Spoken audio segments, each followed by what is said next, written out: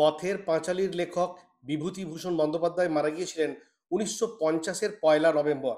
ঠিক তার একদিন পরে মারা যান আর্মস অ্যান্ড দ্য ম্যানের লেখক Nobel laureate George Bernard Shaw. তিনি মারা যান 2রা নভেম্বর। এই দুজনের মৃত্যুকে কেন্দ্র করে কলকাতায় শোকসভার আয়োজন করা হয়েছিল।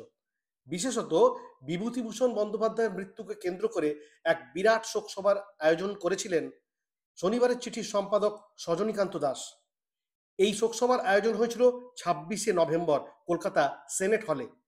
বক্তা হিসাবে সেখানে উপস্থিত ছিলেন মোহিতলাল মজুমদার, তারাশঙ্কর বন্দ্যোপাধ্যায়, বিভূতিভূষণ মুখোপাধ্যায়, সুনীতি কুমার চট্টোপাধ্যায়, শ্রীকুমার বন্দ্যোপাধ্যায়, মনোজ বসু, জগদীশ গুপ্ত, গজেন্দ্র কুমার মিত্র, বাণী রায় এবং শ্রীকুমার বন্দ্যোপাধ্যায় প্রমুখরা।